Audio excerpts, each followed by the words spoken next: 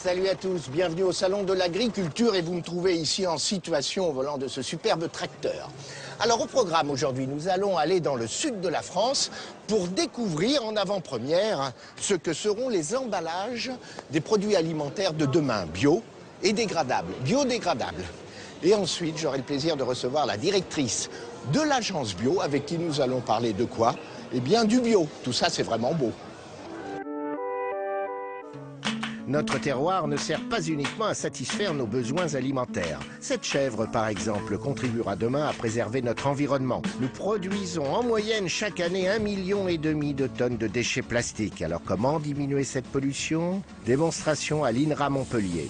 On essaye de mettre au point des emballages biodégradables en fait, pour conserver des produits vivants, type fromage fermenté, donc qui respire, ou des produits frais comme les champignons et les fraises. Notre objectif, c'est d'utiliser des sous-produits ou des déchets des industries agricoles, agroalimentaires. Donc là, on a les pailles de blé, donc obtenues après récolte du blé. Oui, les barquettes biodégradables existent déjà. Problème, pour les fabriquer, on utilise des matières premières propres à la consommation. Une solution existe. Voici ses secrets de fabrication. On peut lancer le... Oui. Ouais. Alors pour faire cette barquette alimentaire, effectivement, il y a un certain nombre d'étapes. Là, on voit notamment Lucretia, elle commence à alimenter le premier doseur avec des granules de THBV. Des granules de quoi?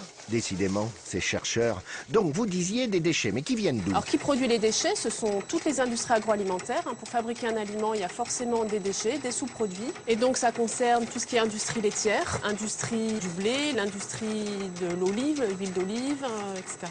Et donc ensuite, il va falloir introduire les fibres de paille qui ont été broyées précédemment.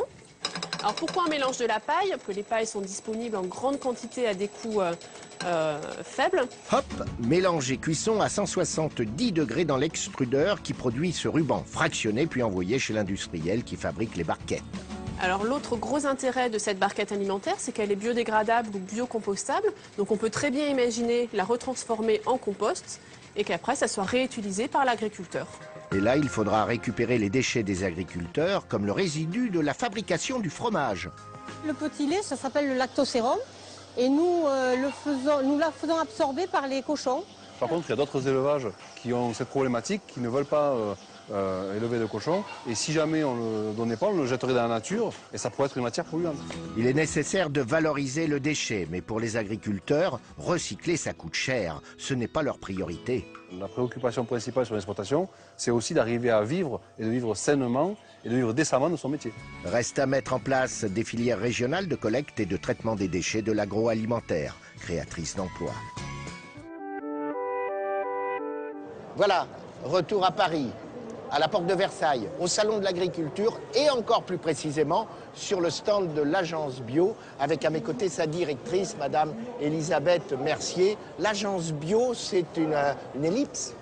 L'agence bio est l'agence française pour le développement et la promotion de l'agriculture biologique. Elle rassemble tous les partenaires intéressés, le ministère de l'Agriculture, le ministère de l'Environnement et les représentants des producteurs, des transformateurs, des distributeurs. Tous ensemble pour le développement de l'agriculture biologique. Le bio se porte-t-il vraiment bien? Au cours des 5 dernières années, le nombre de fermes bio a doublé en France. Le 1 million d'hectares a été dépassé. Au cours de l'année passée, on a eu une augmentation importante de la production au terme de la période de conversion, donc portant le label bio. Donc, les consommateurs peuvent trouver les produits bio de France, le bio Made in France, auquel ils aspirent. En 2012, 64% des Français ont consommé bio, 43% de manière régulière, 8% tous les jours. 15% au moins une fois par semaine et en réalité plusieurs fois par semaine parce qu'ils sont très proches du quotidien, 20% au moins une fois par mois et en réalité plusieurs fois par mois. Dans de très nombreux secteurs, l'offre se développe au rythme de la demande. Dans le secteur des viandes, des œufs, du lait, dans tout le secteur de l'élevage, nous avons maintenant du 100% bio en France. Alors je vais me placer à la place du consommateur lambda. J'achète un produit bio.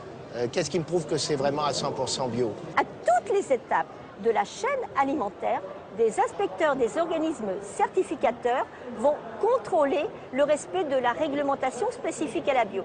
Et ces organismes certificateurs sont agréés par les pouvoirs publics pour leur compétence, leur indépendance et leur impartialité et eux-mêmes supervisés. Donc c'est très important d'avoir en mémoire ce système de contrôle spécifique à la bio qui s'ajoute à tous les autres systèmes de contrôle effectués dans le cadre de la réglementation générale. En clair, il n'y a pas de secteur plus contrôlé que le secteur bio.